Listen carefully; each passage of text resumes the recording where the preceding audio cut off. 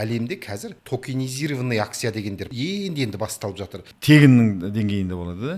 Иә, акцияңызды қайтып сатып жібердіңіз, ол бөлек пайда. Бір биткоин қанша ақша болды? Бір биткоин 118 мың долларға барды. Сол 10 мың биткоинға бір пицца алған. Қазір бір биткоин қазір 180 мың доллар. А бағанағы бір пиццаға тұратын 10 мың биткоин қазір миллиард долларға жетіп кетті. Адамдар қазір андайға көп ұрынып жатыр. Алаяқтық соған ұқсатып, таратады, сөйтеді да, сол сілтемеге кіру арқылы картасындағы ақшасынан айырылып қалып жатыр. Қазірде мына жарнаманы біреулер жіберіп қойып, аны жасап жатқан мен емес.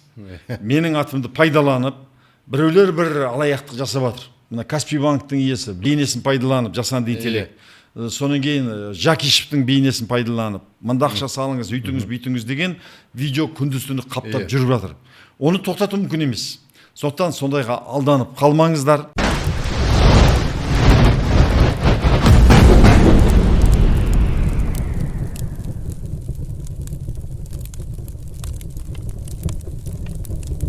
Армысыздар, біздің құрметті Жаңа Қазақстан каналының тұрақты көрермендері.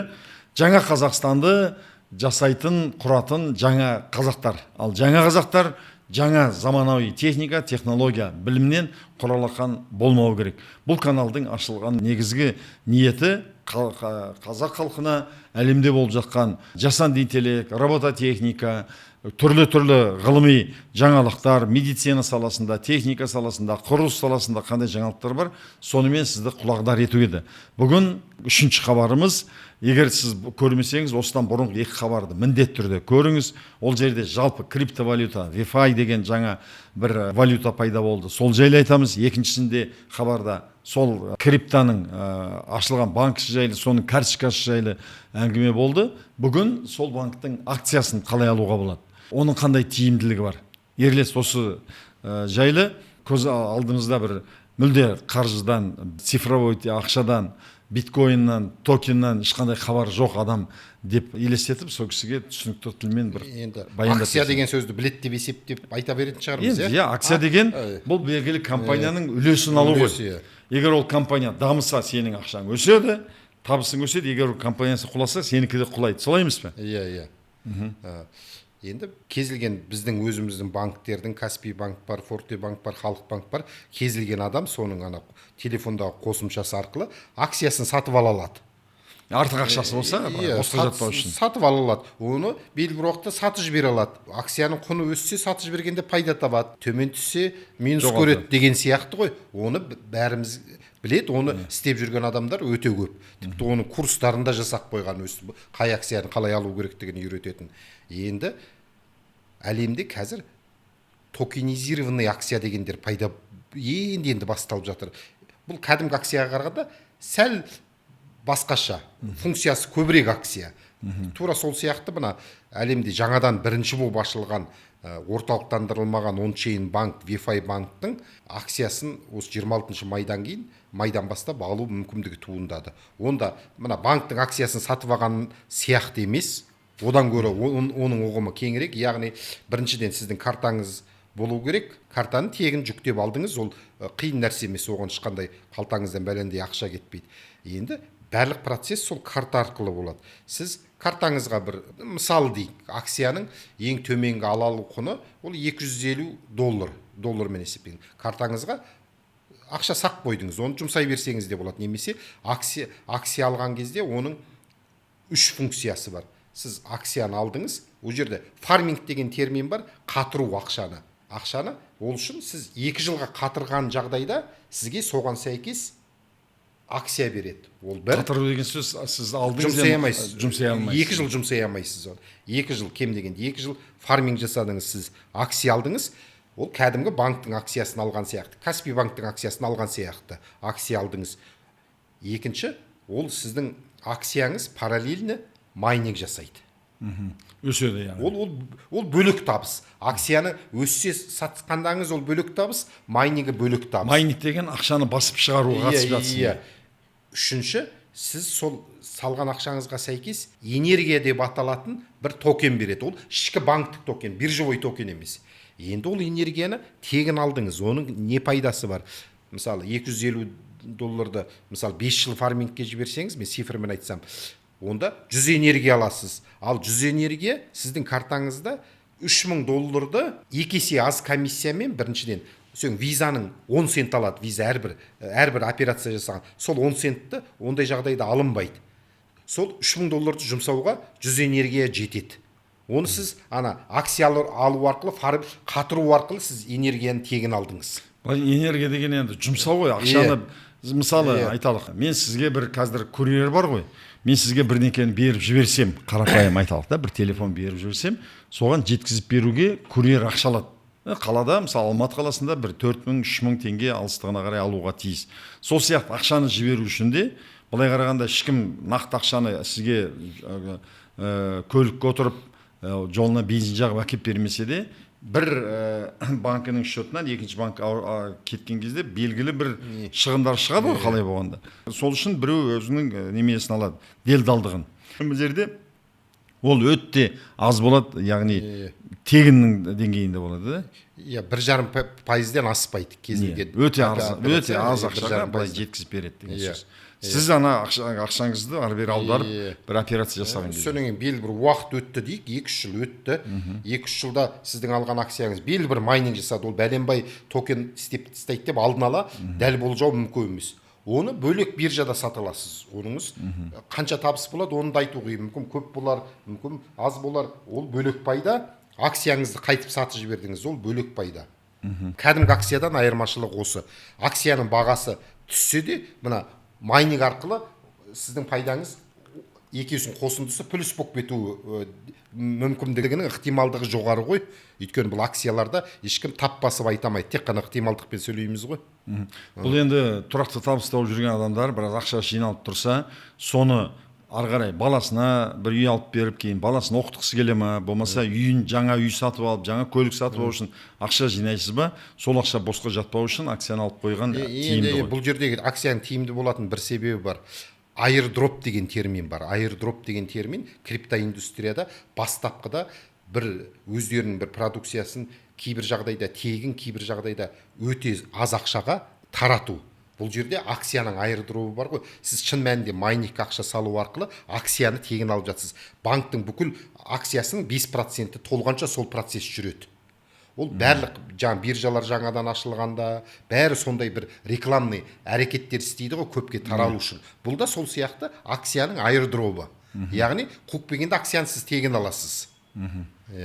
Енді осы акцияны сатып алу процесі өте жеңіл ме, тура халық банктер? Енді банктердікі приложениеден ала салуға қарағанда бұл жерде криптовалюта болғанда сәл күрделі. Ол кезде білетін адам ақшаны дұрыс аудармаса, адрестен сеттейді, желінің түрінен чатастырмай, білетін адамның нұсқауымен алған дұрыс негізі. Әйтпесе ақшасын жоғалтып алуы мүмкін, басқа жаққа кетіп қалуы мүмкін деген сияқты. Ол үшін не істеу керек? Ол үшін бір белгілі маманға жүгіну керек қой. Маман болғанда енді бір видеоларға қарап отырып адам, біз бәріміз көп адам істейме, өздігінен де істеуі мүмкін, немесе мысалы мен сияқты соны білетін адамдар аз емес қой, соған тікелей мысалы алыста болса видео звонокпен звондап, зум арқылы деген сияқты өзіңіз. Сол жақты сен біраз сабақтар өткізіп бере аласың ғой.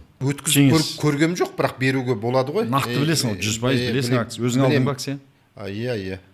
Міне, құрметті ағайындар, егер сізде қызығушылық болса, Ерлестің телефонын осы жерге жазып кетеміз. Содан кейін соған WhatsApp-қа жазыңыздар. Кейін мысалы 10 адам, 50 адам қызығатын болса, соған бір Zoom арқылы, болмаса бір YouTube-тан бір сабақтар түсіріп, сұрақтарына болса жауап кеңес бере аласың ғой. Кеңес беруге болады енді. Міне, жаңа қазақ каналының ашылу ниеті осы еді. Адамдарға жаңа әлемдегі болып жатқан нарықтағы өзгеріс жайлы айту, соны түсіндіру, соны жеткізу. Өйткені біз ерте туып кеш қалып жататын халықпыз. Әлемдік нарықтан, әлемдік өзгерістен біз кейін қалмауымыз керек. Сондықтан енді бұл акцияның сатыла бастағанына қанша уақыт болды, және қандай да бір осы аз уақытта акциясы қаншаға өсті, қалай болады? 26 майда басталды. Мамырда, биылғы. Иә, биылғы басталды. Енді 5%-ның қанша пайызы толғанын білмеймін. Ол жерде блокпен есептеледі. 14-ші блок бітейін деді, 38-ші блок дейді. Сол біткенше акция жалғасады. Одан кейін жаңағы тоқтайды, 5% тоқтайды. Airdrop'ы тоқтайды. Онан кейін алғың келсе, тек биржадан сол нарықтық бағаға ғана сатып алуы мүмкін ғой. Болды.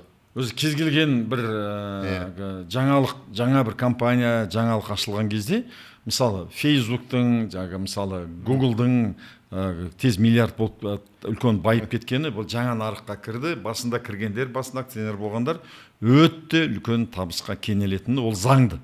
Мысалы, Алибабаның да басындағы акционерлері, ең басында акция сатып алғандары, қазір айтады да, Джек Маның қасында бір секретаршы жүрген екен.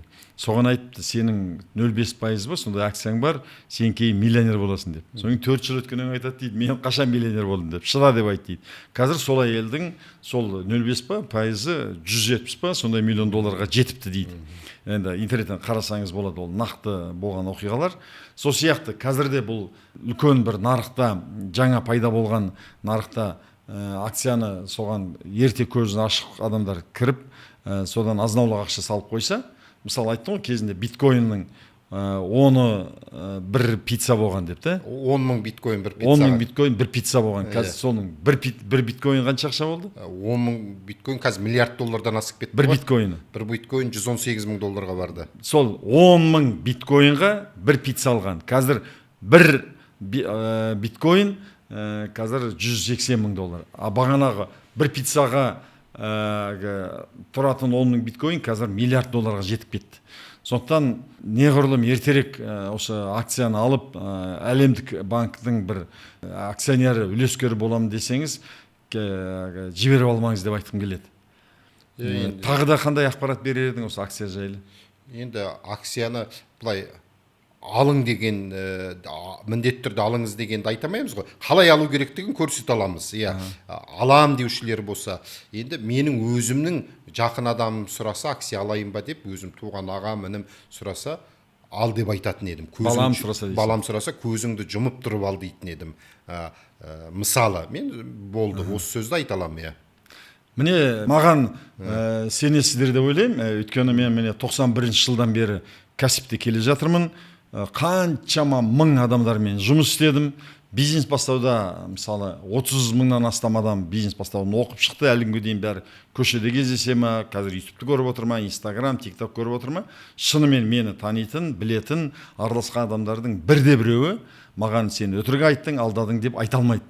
Менің әкем айтатын, Аллаға жаным ғана аманат деп. Ешкімге қарыз емеспін, ешкімді алдаған жоқпын. Мен де дәл сізге сөйтіп айта аламын. Сондықтан мен кім көрінгенге де сене бермеймін. Мысалы, Ерлеске сеніп, мен өзім біраз қаржы салдым. Шындығында да мен көбірек салатын едім. Мен қазір үлкен жоба бастап жатырмын.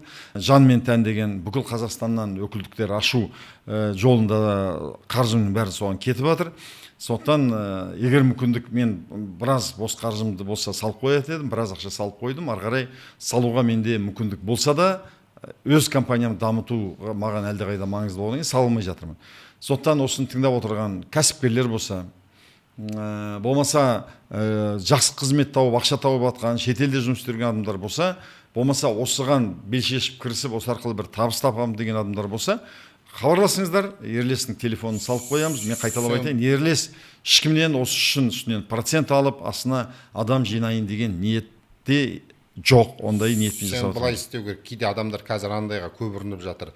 Арнайы осындай Wi-Fi банк деген бір жақсы проектлерге сәйкес, алаяқтық соған ұқсатып, сілтеме дейді ғой, таратады. Сөйтеді да, сол сілтемеге кіру арқылы картасындағы ақшасынан айырылып қалып жатады. Сондықтан сондай болмас үшін біз описание дейді ғой, сипаттамаға осы картаның сілтемесін салып қояйық. Жақсы. Міне, мысалы, менде де бәрі маған хабарласады, бәленбай ақшаңды шығарып берем, үйтем деп жарнама жүріп жатыр. Қазірде мына жарнаманы біреулер жіберіп қойыпты. Болашағы бар, өзіңізге ұнайтын кәсіпті таңдап алудың төте жолын көрсетеміз. Соңғы заманауи құралдарды қолдана отырып, өз жолыңызды таңдап алып, кәсіп бастауға кедергі болып жүрген бойыңыздағы сенімсіздік пен жалқаулықты жеңу жолында үйренесіз. Кәсіп бастаудың төте жолдары қандай? Болашағы бар, қолыңыздан келетін, пайдасы мол кәсіпті 100% сенімділікпен бір күнде таңдап, бір аптада бастап кету. Оны жасап жатқан мен емес. Менің атымды пайдаланып, біреулер бір алаяқтық жасап жатыр. Өйткені халықтың маған сенетінін біледі. Бұның алдында да осылай жасаған болатын. Қазір қарасаңыз, мына Каспий банктың иесі Думбадың бейнесін пайдаланып жасанды интеллект. сонан кейін Жакишевтің бейнесін пайдаланып, мында ақша салыңыз, үйтіңіз, бүйтіңіз деген видео күндіз-түні қаптап жүріп жатыр. Оны тоқтату мүмкін емес. Сондықтан сондайға алданып қалмаңыздар. Шынымен бұны сізді қызықтырса, мына көрсетілген телефонға хабарласыңыздар. Ерлес сіздерге түгел осының анық-қанығын айтып, жол сілтеп береді. Ерлес уақыт тауып келгеніңе, халыққа осындай керемет жақсы ақпаратпен бөліп жатқаныңа алғыс. Жақсы күндерде кездескенше сау, сәлемет болайық. Келесі хабарды да жіберіп алмаңыздар. Осы токен жайлы, биткоин жайлы, цифрлық ақша жайлы біз сізге әлі беретін ақпаратымыз көп. Бұл серияны көріңіздер және таныстарыңызға, достарыңызға, туыстарыңызға таныстырып, осы жерге лайк қойып, өз комментарийіңізді жазып, халықты сауаттандыруға, қаржылай сауатын ашуға үлес қосыңыздар.